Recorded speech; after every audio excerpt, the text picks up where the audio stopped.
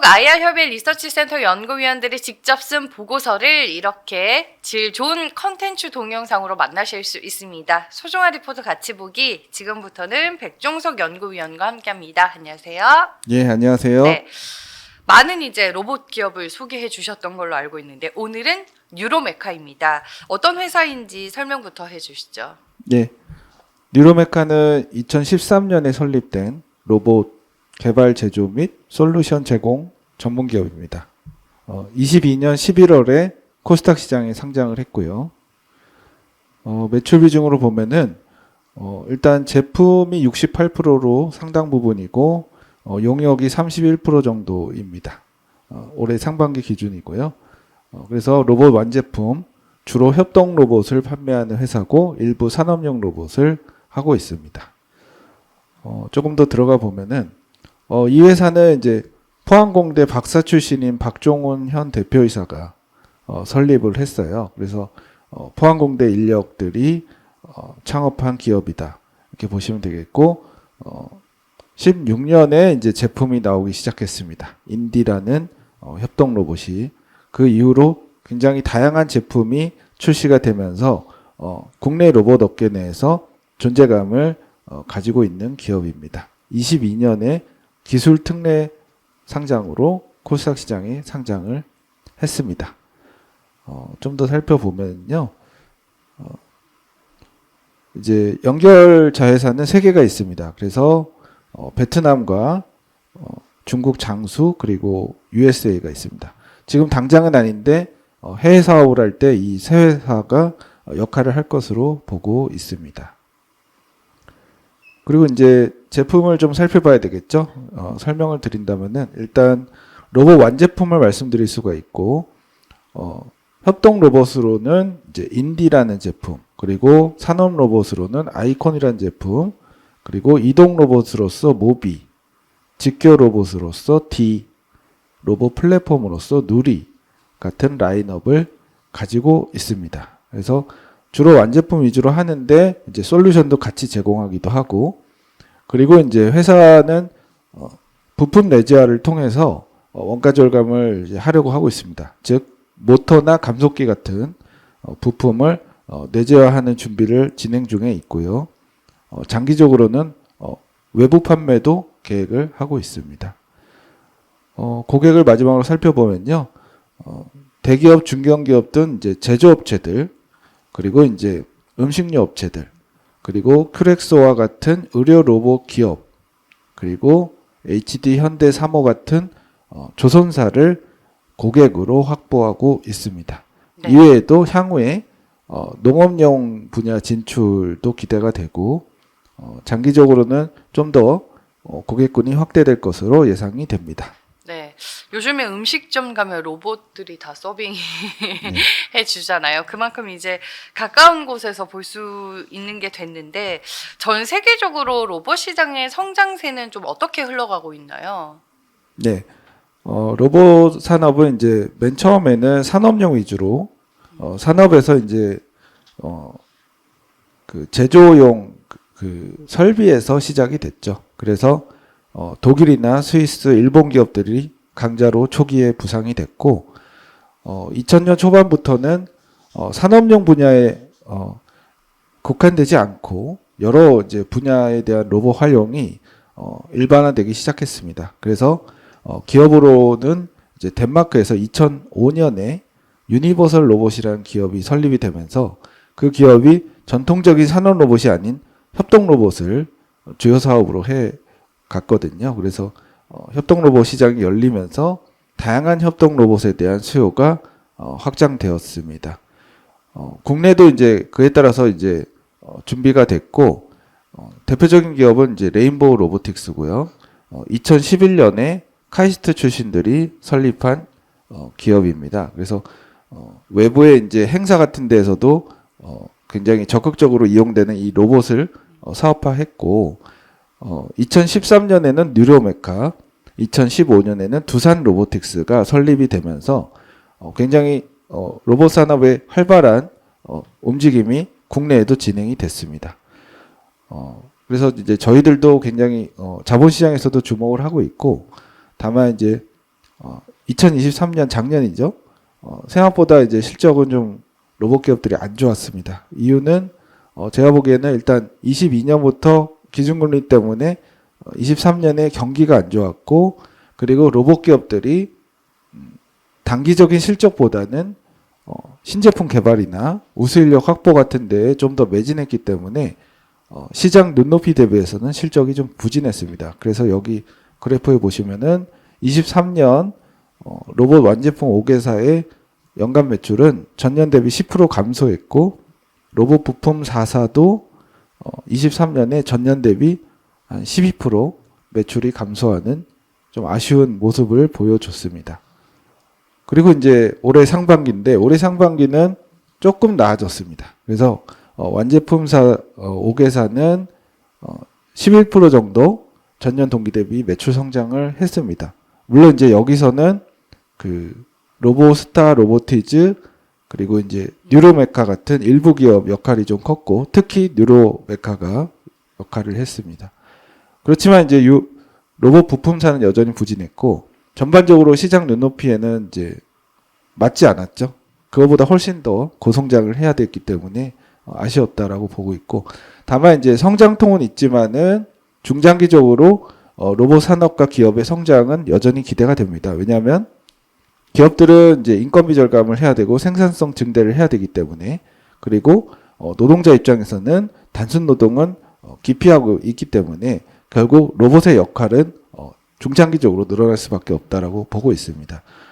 뉴로메카 같은 경우를 조금 보면은 뉴로메카의 23년 연매출은 137억 원으로 전년 대비 41% 성장을 했고, 상반기 기준으로는 전년 대비 172% 정도 고성장하면서 다른 로봇 기업들과는 차별화되는 모습을 보여줬습니다. 그래서 이것은 굉장히 긍정적이다라고 보여집니다. 네, 말씀해 주셨다시피 앞으로 이제 로봇의 쓰임새가 더욱더 많아질 수밖에 없고, 다른 기업과 이제 차별화된 점에 대해서 살짝 언급을 해 주셨는데, 뉴로메카만이 가지고 있는 강점 위주로 투자 포인트 정리해 볼게요. 네, 뉴로메카가 이제 다른 기업들 대비, 다른 로봇 기업들 대비 왜 매력도가 있는지 투자 포인트 크게 두 가지를 말씀을 드리겠습니다. 첫 번째는 고객 맞춤형 제품으로 성장이 좀 기대가 됩니다. 구체적으로 세 개를 말씀드릴 텐데, 다른 로봇 기업 대비는 굉장히 적극적인 행보라고 보여집니다. 첫 번째는 조선사향으로 용접 로봇의 개발 납품이 진행이 됐습니다. 그래서 최종 수요자는 HD 현대 3호거든요. 그래서 조선사에 용접을 하는 로봇을 납품했습니다. 그래서 여기 그림에 나오는 것처럼 굉장히 좀 규모 있게 조선사에서 배에 대한 용접을 자동으로 하는 것이죠. 로봇이 하는 것이고, 이것을 이제 최초로 납품을 했습니다. 그리고 이제 두 번째는 이제 튀김 로봇인데, 교촌 F&B라고, 교촌 치킨 아시죠? 알죠. 예. 네. 교촌 치킨이 그 닭을 당연히 많이 튀기는데, 그 두산 로보틱스하고 뉴로메카가 요 튀김용 로봇을 납품하고 있습니다. 그래서 매출이 23년부터 발생을 하고 있고, 올해는 좀 더 늘어나서 연매출 40억 정도를 뉴로메카가 목표로 하고 있습니다. 그래서 음식료 분야에서 튀긴 로봇 고객에 맞춰서 지금 진행하고 있고요. 세 번째는 이제 큐렉소 향의 로봇팔 제조 납품이 있습니다. 그래서 큐렉소라는 의료용 로봇 회사가 있는데, 얘네가 이제 제조 시설은 없어요. 그래서 완제품은 얘네가 주도하지만은 큐렉소는 이제 없기 때문에 제조 시설이 보유하고 있지 않기 때문에 만들어주는 거죠. 그래서 뉴로메카가 만들어서 큐렉소한테 만들어주는, 로봇팔을 만들어주는 사업을 활발히 하고 있습니다. 두 번째 투자 포인트는 협동형 산업 로봇의 사업 성장이 기대된다는 건데요. 산업 로봇이 있고 협동 로봇이 있는데, 협동형 산업 로봇은 그 양쪽의 장점을 이제 결합한 것입니다. 그래서 이 회사가 제일 이제 제조업 쪽에 많이 고객이 있지만은 좀 더 이제 생산 라인용 협동형 산업 로봇의 납품을 지금 준비하고 있고, 기존 제품 아이콘 및 추가적인 신제품으로 납품을 할 예정입니다. 그래서 이런 투자 포인트들이 좀 기대되는 상황이고, 여기 이제 그 외에도 포스코 그룹과의 협력도 좀 기대가 되고 있습니다. 그래서 같이 연구 개발을 공동으로 하는 것도 있고 11월 29일에는 포스코 홀딩스로부터 전환사채 투자 5% 지분 투자도 받은 상황입니다. 네, 알겠습니다. 다음은 이제 실적으로 넘어갈 텐데 뭐 말씀해 주셨다시피 로봇 기업이 아직까지 이익이 숫자로는 잘 찍히지 않는 걸로 알고 있어요. 워낙 이제 신제품 개발에 좀 주력을 하고 있는 단계이기 때문에 뉴로메카는 실적이 좀 어때요?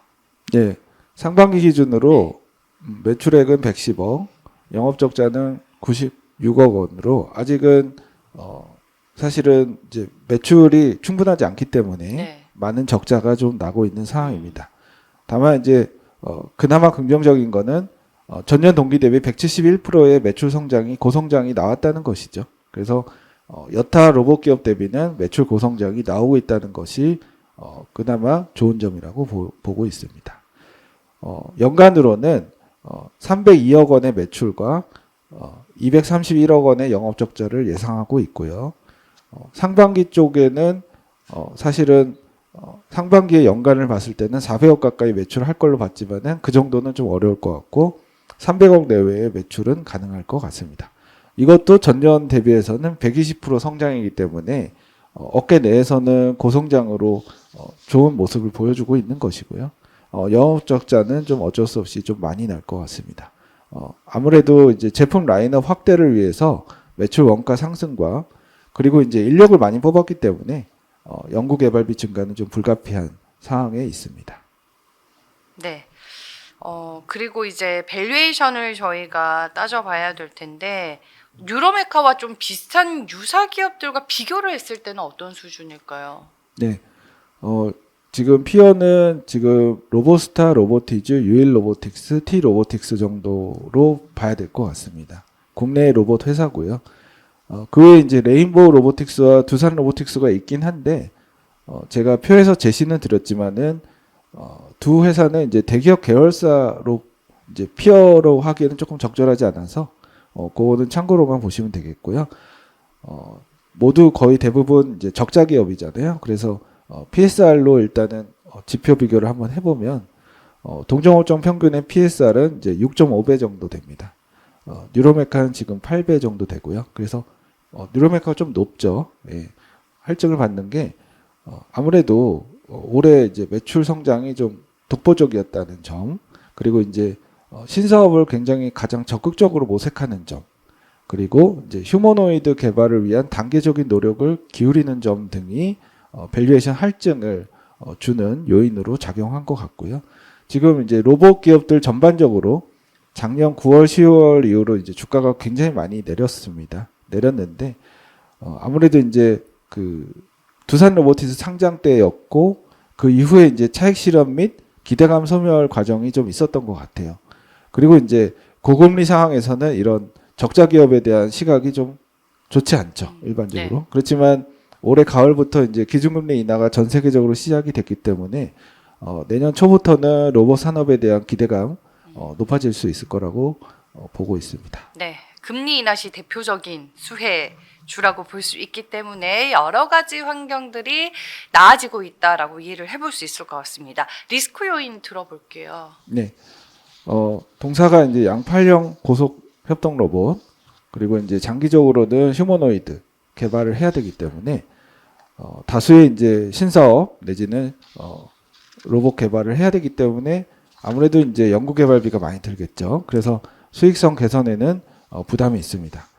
그렇지만은 지금 이제 치열하게 로봇 기업들 간에도 선전 경쟁하고 있기 때문에 너무 이제 수익성 위주로만 사업을 끌고 가기도 좀 어렵습니다. 그래서 일정 기간은 이러한 이제 연구 개발에 대한 투자와 약간의 적자는 불가피할 것 같고 매출이 그렇지만 굉장히 늘고 있기 때문에 중기적 관점에서는 흑자 전환을 향해서 가고 있다라고 판단하고 있습니다. 알겠습니다. 외형 성장이 기대되는 로봇 전문 기업 뉴로메카에 대해서 지금까지 백종석 연구위원과 알아봤습니다. 고맙습니다. 네, 감사합니다.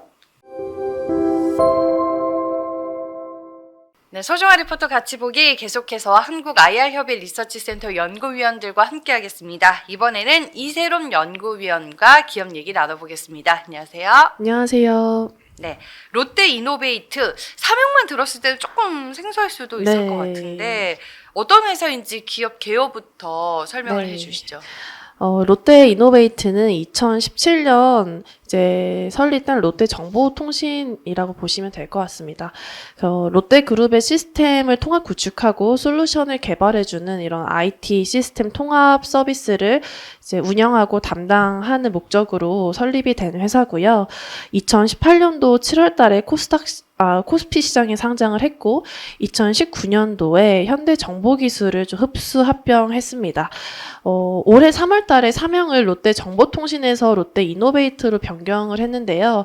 이는 회사가 IT 서비스뿐만이 아니라 뭐 메타버스라던가 AI, 전기차 충전 사업과 같은 신기술 영역으로 사업 영역을 좀 적극적으로 다변화한다라는 의지를 좀 사명에 좀 피력을 했다라고 보시면 될 것 같습니다.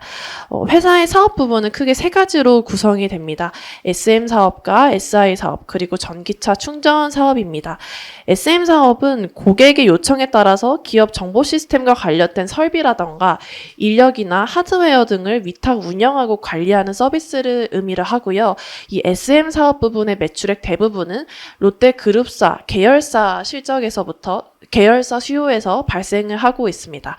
SI 사업은 고객에게 필요한 이런 시스템을 설계해주고 또 개발을 해주는 서비스를 제공을 하고 있는데요.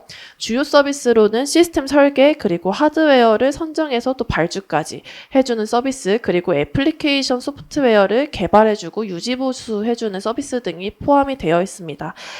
최근에는 SI 부분에서 신규 사업으로 메타버스나 AI 사업 등을 좀 적극적으로 추진을 하고 있는데요. AI 사업 일환으로 올해 1월 달에 롯데 이노베이트는 AI 플랫폼인 아이멤버를 런칭을 했고요. 또 메타버스 사업은 자회사인 칼리버스를 인수를 해서 운영을 하고 있습니다. 네, 마지막으로 전기차 충전 사업인데요. 2022년도 1월 달에 전기차 충전기를 제조하는 중앙제어라는 회사를 인수를 하면서 전기차 충전 사업을 좀 개시를 했습니다. 전기차 충전 사업은 크게 충전기를 제조하고 판매하는 사업 부분과 그리고 전기차 충전 서비스를 제공하는 서비스 운영 사업으로 구성이 되고 있습니다. 이 EV시스가 연간으로 총 생산할 수 있는 전기차 충전기 대수는 총 2만 대 정도 수준이다라고 알려져 있습니다. 그래서 종합적으로 봤을 때 롯데 이노베이트는 IT 서비스와 전기차 충전 사업을 기반으로 메타버스나 AI와 같은 신기술 분야에도 지금 적극적으로 진출을 하고 있는 업체다라고 이해하시면 좋을 것 같습니다. 네. 전기차 충전 사업은 좀 의외다라는 네. 생각이 들었는데 일단 전체적으로 다양한 분야에서 적극적으로 사업을 펼치고 있다 이런 생각이 들었고 기업에 대한 개요를 들으면서 제일 이제 비슷하게 볼 수 있는 회사가 뭐 삼성 SDS, LG CNS 뭐 이런 생각이 들었는데 네, 맞습니다. 요즘에 그러면 SA 사업 이쪽의 구체적인 동향은 좀 어때요? 네, 우선 SI 산업이 이렇게 말로만 들었을 때 조금 생소하실 것 같은데요. 뭐 SI 사업은 기업이나 조직의 IT 시스템을 통합적으로 설계를 하고 구현을 하고 이거를 운영해서 이제 위탁 운영을 해주는 서비스를 통칭하는 산업을 SI 산업이다라고 저희가 부르고 있습니다. 그래서 대표적으로는 뭐 전사적 자원 관리 시스템인 ERM이라던가 영업하시는 분들이 많이 쓰시는 고객 관리 시스템 CRM 서비스과 같은 부분도 대표적인 SI 산업의 주요 서비스의 일환이다라고 보시면 좋을 것 같아요. 글로벌 SI 업체로는 미국의 IBM이 대표적이고요. 국내 업체로는 말씀 주신 것처럼 롯데 이노베이트뿐만이 아니라 삼성 SDS나 뭐 LG CNS, SK CNC, 현대 오토에버, 포스코 DX처럼 대기업 계열사의 하나로 이제 구성이 되어 있는 업체들이 대부분 국내 SI 산업을 이제 포진하고 있습니다. 시장 조사 기관에 따르면 글로벌 SI 시장은 2022년도에 약 3,560억 달러 정도 규모로 추산이 되고 있다고 합니다. 그런데 2032년에는 1조 달러 이상으로 성장을 할 것으로 예상이 되면서 뭐 연평균 성장률은 15%를 상회할 것으로 전망이 되고 있다고 합니다. 그냥 IT 서비스를 통합해서 이제 설계를 해주고 운영하는 서비스가 어떻게 앞으로 연평균 성장률이 15% 이상이나 나올 수 있을까 조금 의아하실 것 같은데요. 최근에 SI 사업자의 역할이 좀 다변화되고 있기 때문에 이 산업의 성장이 앞으로 좀 기대가 되고 있습니다. 예전에는 IT 보안 설계에 좀 이 SI 산업의 서비스 영역이 국한이 되었다면 이제는 제로 트러스트 아키텍처 통합으로 대응하는 흐름으로 각이 있기 때문에 이 부분에서 SI 사업자들의 신규 이제 서비스들이 많이 더해지고 있는 상황인데요. 대표적으로는 자동화나 RPA, 그리고 실시간으로 데이터 분석을 지원하는 데이터 중심의 시스템 통합 서비스, 그리고 IoT나 엣지 컴퓨팅 통합 서비스, 지능형 시스템 구축을 위한 AI나 머신러닝 기술 통합 서비스와 같은 부분이 SI 산업의 신규 먹거리로 좀 활발하게 이제 작용을 하고 있습니다. 네, SI 산업에 대한 동향까지 얘기를 들어봤습니다. 제가 이제 촬영하기 전에 보고서를 이제 쭉 보고 네. 왔는데 이제 밸류업, 그러니까 주주 환원 정책에 대한 모멘텀도 좀 있는 것 같더라고요. 네네. 투자 포인트를 지금부터는 자세히 좀 들어볼게요. 네, 그 말씀 주신 것처럼 롯데이노베이트가 매우 적극적으로 주주 가치 제고를 위해서 좀 자발적으로 노력을 하고 있는 회사입니다. 롯데이노베이트가 국내 동종사 중에 가장 높은 배당 성향과 배당 수익률을 기록을 하고 있습니다. 2020년부터 회사의 배당 성향이 별도 당기순이익의 30% 이상을 계속 유지를 하고 있고요. 2023년도만 비교를 하더라도 이제 회사의 배당 성향이 37%, 그리고 연간 배당 수익률이 3.4%를 기록을 했는데요. 동종사로 볼 수 있는 삼성 SDS나 현대 오토에버, 신세계 INC 등의 작년도 평균 배당 성향이 22%에 그쳤고 배당 수익률이 1%대에 그쳤기 때문에 사실 국내 동종 업체 중에서는 굉장히 압도적인 배당 성향과 배당 수익률을 내고 있는 업체다라고 보시면 좋을 것 같습니다. 이렇게 적극적인 배당 정책뿐만이 아니라 주주가치 제고를 위해서 올해 4월 달에는 자사주를 전량 소각을 하는 그런 행보를 보여주기도 했고요. 그리고 올해 10월 달에는 한국거래소와 유관기관이 지원하고 있는 기업 밸류업과 관련해서 기업가치 제고 계획을 좀 공시를 한 바 있습니다. 이 기업가치 제고 계획을 말씀을 드리면 우선 주주 환원 측면에서는 배당 성향을 앞으로 최소한 30% 이상을 지속적으로 추진을 하겠다. 그래서 실적이 안 좋던, 업황이 안 좋던 회사의 배당 성향은 앞으로 30% 이상이 계속 유지가 되면서 이 주주가치 환원을 위해서 지속적으로 노력을 할 것이다라는 의지를 피력을 했고요. 그리고 중장기적으로는 기업 가치의 그 제고를 위해서 모빌리티라던가 메타버스처럼 신규 사업을 좀 강화하고 글로벌 시장으로 진출을 하면서 향후에 전체 매출액에서 신규 사업이 차지하고 있는 비중이 20%를 상회할 수 있도록 신규 사업 부분에서 영업적이나 마케팅적인 부분에서 드라이브를 강하게 걸겠다. 그래서 향후에는 SI 산업이 받고 있는 밸류에이션 그 이상으로 조금 더 밸류에이션이 상승할 수 있도록 중장기적인 기업 가치 제고를 위해서 노력을 하겠다라는 목표치를 보여줬습니다. 그리고 마지막으로 기업 실적 측면에서는 본업 이죠. SM 산업이나 SI 산업 그리고 전기차 충전 사업에 기반을 해서 2023년부터 2028년까지 연평균 매출의 성장률 10% 이상을 달성하겠다라는 외형 성장에 대한 그런 목표치를 제시를 하고 있습니다. 그래서 현재 시가총액이 5천억 미만의 이런 상장사들 중에서는 롯데이노베이트처럼 주주가치 제고를 위해서 이미 노력을 적극적으로 해왔고 앞으로도 이제 중장기적으로 이런 모습을 보여주겠다라고 보여주는 회사들이 그렇게 많지는 않기 때문에 사실 주주 환원적인 측면에서는 굉장히 강한 투자 포인트를 갖고 있는 회사다라고 판단이 됩니다. 네. 네, 이어서 두 번째 투자 포인트로 그 사업 부분과 관련된 부분 제가 이어서 바로 말씀드리겠습니다. 두 번째로는요, 회사가 중장기 성장 동력을 확보하기 위해서 적극적으로 신규 사업을 좀 추진을 하고 있다라는 부분인데요. 주력으로 집중하고 있는 신규 사업 부분은 AI와 전기차 충전 그리고 메타버스 사업이 있습니다. 우선 AI 부분 먼저 제가 말씀을 드릴게요. 올해 연초에 AI 플랫폼인 아이멤버 멤버를 롯데이노베이트가 출시를 했습니다. 이 I 멤버는 롯데그룹이 자체적으로 구축한 파운데이션 모델에 기반해 있기 때문에 롯데그룹의 데이터를 지속적으로 학습시키고 고도화시킨 그런 플랫폼이다라고 보실 수 있고요. 롯데그룹의 전용 GPT 서비스를 제공하고 있습니다. 이게 2024년도 1월 달에 출시가 됐는데요.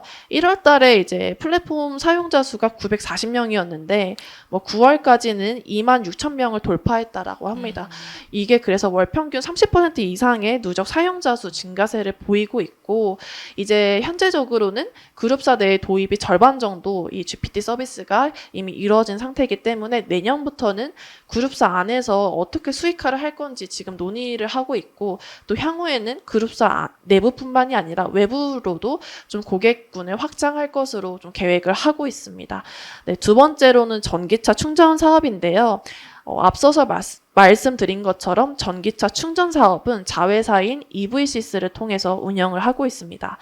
2023년도에 국내 전기차 충전 사업자 중에서는 이 EV시스가 매출액 기준으로 이미 1위 업체로 자리매김을 하면서 국내에서는 좀 이제 견조한 점유율을 이미 확보를 한 상태인데요.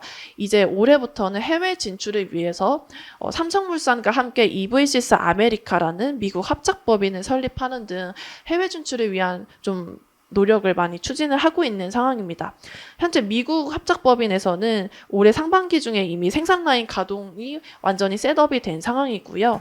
그리고 올해 연초에 CES 2024에서 EV시스가 180kW라던가 400kW급의 초고속 충전기를 이미 선보인 바 있는데요. 향후에 미국 생산법인에서는 이 초고속 급속 충전기를 주력으로 생산을 할 것으로 예상이 되고 있습니다. 해당 충전기들은 미국산 우선 구매법이라던가 전기차 충전 인프라 확대 정책 등 미국 현지에서 생산을 하고 판매를 할 수 있는 모든 기준을 이미 만족을 시킨 상황이라고 합니다. 지금 전기차 시장 자체가 글로벌적으로 많이 좀 침체가 되어 있는 상황인데요. 앞으로 미국 시장 내에서 전기차 충전 시장은 현재 2조 원 규모였지만 2030년에는 22조 원까지 이제 빠르게 성장을 할 것으로 전망이 되고 있기 때문에 향후에 미국 시장에서 전기차 충전 수요가 회복을 하게 된다면 당연히 롯데 이노베이트의 이런 낙수 효과도 좀 기대를 해볼 만하다라고 판단이 되고 있습니다. 네, 마지막으로 메타버스인데요. 메타버스는 비교적 가장 최근에 출시한 이런 신규 사업이다라고 보시면 될 것 같아요. 회사가 메타버스 쪽에 진출을 하기 위해서 굉장히 수년 전부터 준비를 해왔습니다. 2021년도에 이미 칼리버스라는 회사를 인수하면서 메타버스 쪽으로 진출을 위한 초석을 다졌고요. 올해 8월 달에 칼리버스라는 메타버스 서비스를 롯데이노베이트가 오픈을 했습니다.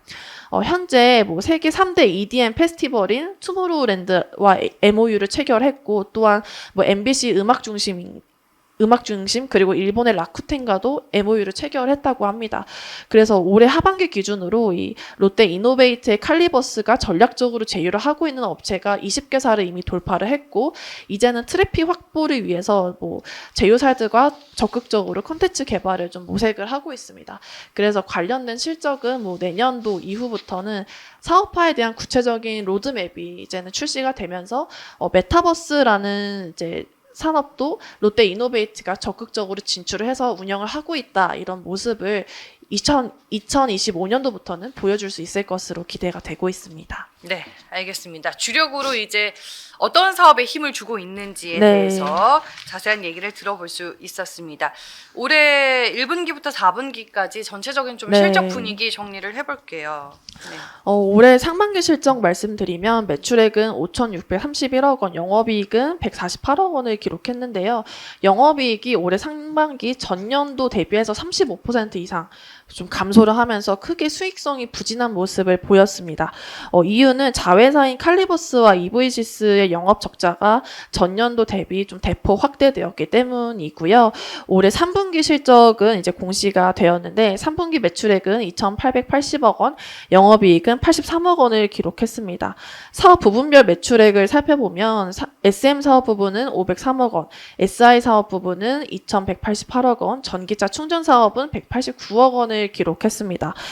SI 사업은 전년도가 너무나 좋았기 때문에 전년도 기저 부담으로 올해 3분기는 좀 역성장이 불가피했다라고 말씀드릴 수 있을 것 같고, 또 전기차 충전 사업 같은 경우는 전년 동기 대비해서는 뭐 16% 정도의 외형 성장을 기록했습니다만 올해 상반기 분기 평균 매출액보다는 크게 감소하는 흐름을 보였습니다.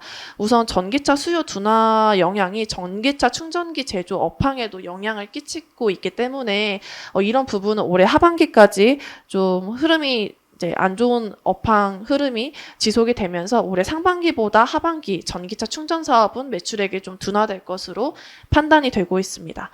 2024년도 연간 실적은요, 매출액 1조 1,583억 원, 영업이익은 316억 원을 추정을 하고 있고요. 우선 연결 영업이익률은 전년 대비해서 2.1%포인트 하락한 2.7%를 기록할 것으로 판단하고 있습니다.